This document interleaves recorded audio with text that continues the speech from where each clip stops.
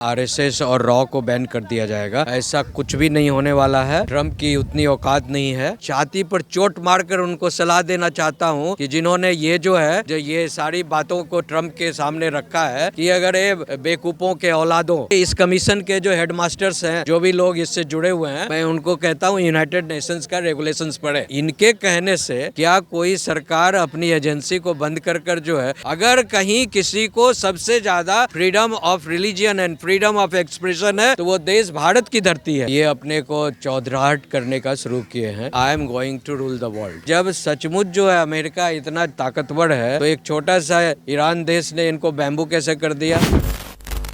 नमस्कार, आप देख रहे हैं वो न्यूज़ और मैं हूं आपके साथ शशि शर्मा। इस वक्त मेरी मौजूदगी सुप्रीम कोर्ट में है क्योंकि अमेरिकी अंतर्राष्ट्रीय धार्मिक स्वतंत्रता आयोग ने ट्रम्प प्रशासन से बहुत बड़ी सिफारिश करी है, या ये बोले कि एक मांग रखी है कि आरएसएस और रॉ एजेंट बैन लगाया जाए। और इसी मुद्दे के ऊपर मेरे साथ बातचीत करने के लिए सुप्रीम कोर्ट के वरिष्ठ वकील ध्रुव कुमार मौजूद हैं। उनसे बातचीत करते कि पूरे इस मामले को वो कैसे देखते हैं। देखिए, सबसे बड़ी बात है कि जो आपने कहा कि अगर ट्रम्प जो है इस इश्यूज पर, एजेंडा पर जो है, अगर वो साइन कर देते हैं तो भारत में आरएसएस और रॉ को बैन कर दिया जाएगा। ऐसा कुछ भी नहीं होने वाला है।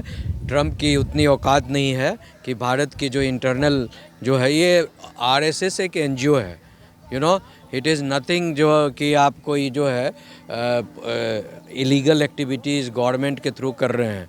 और जो है राव जो है, आप समझिए, पहले राव का फुल फॉर्म ये है जो रिसर्च एनालिसिस विंग है ये, ठीक है ना, जिसका काम है कि विदेशों में जो भारत के खिलाफ जो साजिश चल रही है, जो भारत के जो दुश्मन देश हैं, है ना, जो कई तरह से साइंटिस्ट बनकर, कभी पत्रकार बनकर, कभी वकील बनकर, या कभी व्यापारी बनकर पूरी दुनिया से जो भारत में लोग आकर जो है साजिश कर रहे हैं। जैसे अभी हाल ही में जो है एक 7 लोगों का टीम पाया गया मणिपुर में, जो उसमें एक अमेरिकन थे और 6 उक्रेनी थे।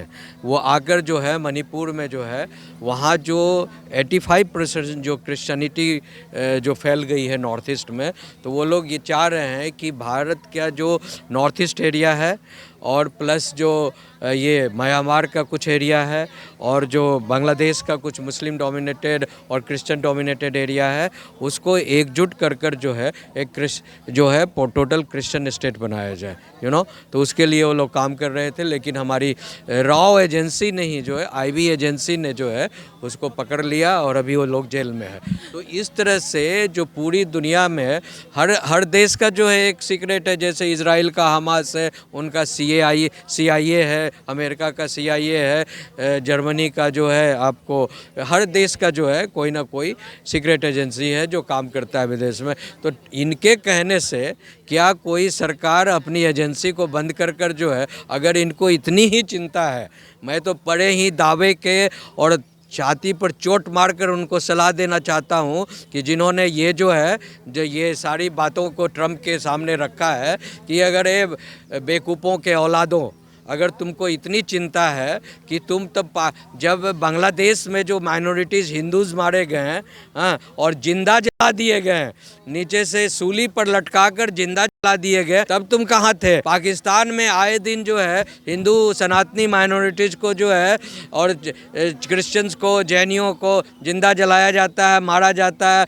उनके मंदिरों को तोड़ा फोड़ा जाता है, चर्च को तोड़ा फोड़ा जाता है, तब तुम कहाँ थे। बकवास कर रहे हो। ये सब जो है, ये सब इनका कुछ चलने वाला नहीं है। उन लोगों का ये कहना है कि ये सिफारिश इसलिए है क्योंकि जो अल्पसंख्यक है उनके अधिकारों का चिंता करने का विषय है। पहले तो सवाल ये है कि भारत में कौन अल्पसंख्यक है, इसको तो डिफाइन किया जाए। यूनाइटेड नेशन की जो अल्पसंख्यक को जो डिफाइन किया गया है कि अल्पसंख्यक की श्रेणी में वही आ सकते हैं। मैं इस कमीशन के जो हेडमास्टर्स हैं, जो भी लोग इससे जुड़े हुए हैं, मैं उनको कहता हूँ यूनाइटेड नेशंस का रेगुलेशंस पढ़े, ऑन द माइनॉरिटीज़।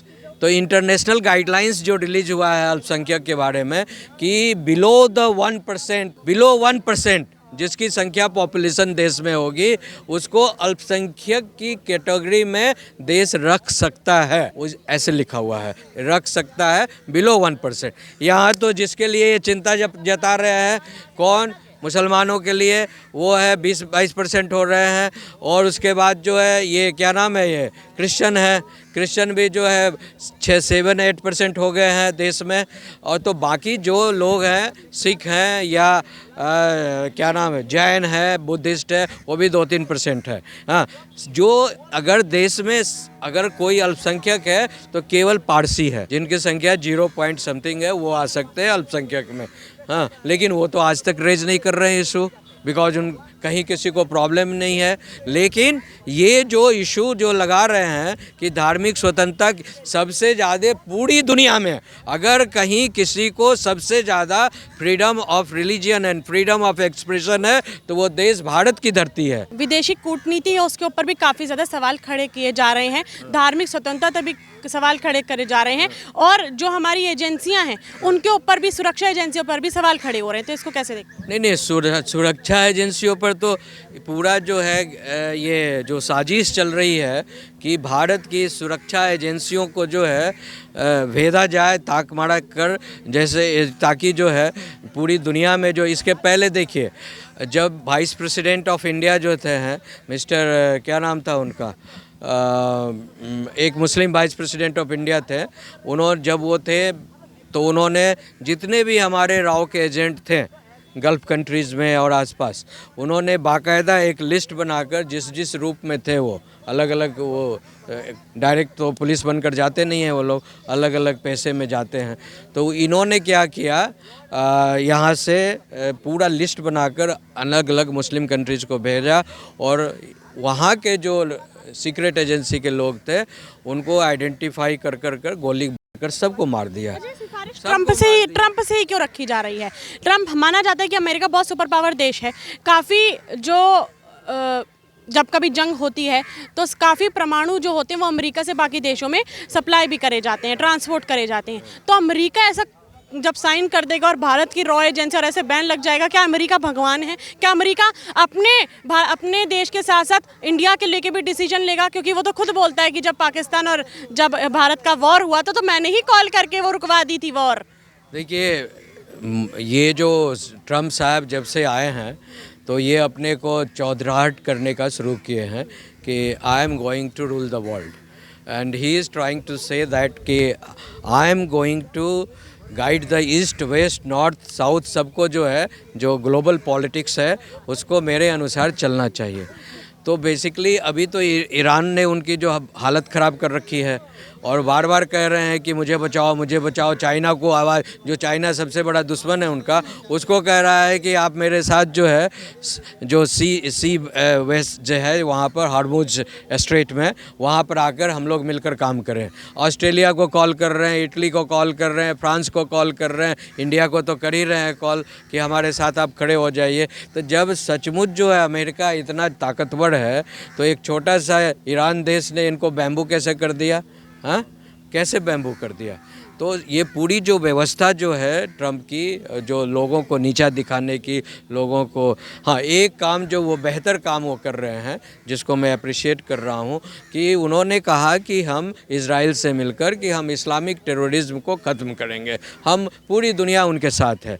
लेकिन अब आप बात करते करते आप इंडिया पर भी बरस पड़ोगे, इंडियन जो सॉवरेनिटी है उसको ख़त्म करोगे, उसको आँख दिखाओगे, तो that is not possible. We are not going to tolerate it. Bharat में क्या जो अल्पसंख्यक हैं उनके अधिकार खतरे में है? क्या चिंता करने का विषय है ये? सबसे बड़ा सवाल है कि भारत में अल्पसंख्यक कौन है, पहले तो डिफ़ाइन करे, अमेरिका ही डिफ़ाइन कर दे, या जो कमीशन जो बनाए हैं अंतर्राष्ट्रीय US commission on religious minorities, तो पहले वही तो आकर यहाँ डिफ़ाइन करे ना, who is the minorities, you know.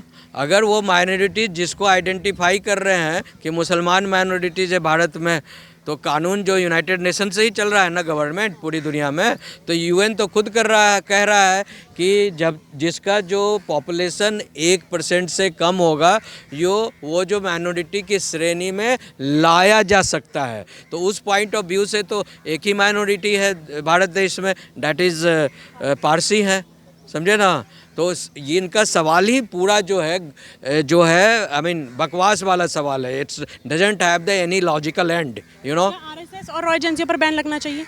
क्यों लगना चाहिए भाई? आरएसएस तो दुनिया की नंबर 1 है, जिसको तारीफ जो है आरएसएस के ही प्रोडक्ट तो माननीय प्रधानमंत्री नरेंद्र मोदी जी हैं, जिन्होंने उनके संरक्षण में रहकर उनके साथ ट्रेनिंग लेकर आज इतने अच्छे प्रधानमंत्री बन गए हैं कि पूरी दुनिया के लोग कह रहे हैं कि मुझे भी एक नरेंद्र मोदी चाहिए, मुझे भी एक नरेंद्र मोदी चाहिए, मुझे भी एक चाहे ईस्ट हो, वेस्ट हो, साउथ हो, नॉर्थ हो, सभी का तो यही कहना है। सारे देश हैं, सभी कह रहे हैं कि मुझे नरेंद्र मोदी जैसा प्रधान। तो भैया आरएसएस की संस्कार, कला, कल्चर, संस्कृति जितनी भी है वो इतनी बेहतर है कि सर्वे भवन्तु सुखिनः सर्वे भवन्तु निरामया, सबको जियो और जीने, जो कि पॉलिटिक्स कर रहा है पूरे विश्व को एकजुट करने की, और उसका स्लोगन भी है कि विश्व कृतम आर्यम। इस तरह से कई उन्होंने स्लोगन दिया हुआ है कि पूरे विश्व को जो है सुंदर बनाओ, सुखद बनाओ, बेहतर बनाओ, पूरा विश्व जो है। तो और मोदी जी खुद आरएसएस प्रोडक्ट है, तो वो कह रहे हैं कि वर्ल्ड इज़ ए फैमिली। तो हम केवल भारत ही जो है पूरे वर्ल्ड को एक फैमिली के रूप में देख रहा है, वो आरएसएस का विज़न है, समझे? वो कोई अमेरिका का विज़न नहीं है, या फ्रांस का ये रिलीजियन कमीशन जो बनाकर बैठे उनका विज़न नहीं है। हमको सिर्फ एक ही बात बता दीजिए कि किसी में चाहे बाइबल हो, कुरान हो, या जोरास्ट्रियन हो, या कोई एनी ग्रंथ हो, कोई भी आप दिखा दीजिए जिसमें कहता हो कि पूरी दुनिया में जो सर्वश्रेष्ठ है वो जियो और जीने दो, मानवतावादी को जो है आगे बढ़ाना है, मानव को के संरक्षण, उनके सारे धर्मों का, चाहे छोटा हो बड़ा हो, कोई भी कास्ट हो, सबको लेकर आगे बढ़ना है समझे। तो ये केवल सनातन हिंदू धर्म के बाद ये हो सकता है। आरएसएस उसका लीडर है और राव जो है उसका प्रोटेक्टर है देश का। राव पर भी कोई उंगली उठाएगा उसकी उंगली तोड़ दी जाएगी। आप इस सिफारिश को कैसे देखते हैं जो अमेरिकी अंतर्राष्ट्रीय धार्मिक स्वतंत्रता आयोग द्वारा ट्रंप के प्रशासन के लिए रखी गई है कि जल्द से जल्द आरएसएस और जो रॉ एजेंसी उनके ऊपर बैन लगाया जाए? अगली बार फिर मिलूंगी आज से, तब तक के लिए बने रहिए वो न्यूज़ के साथ। मैं शशि शर्मा, धन्यवाद।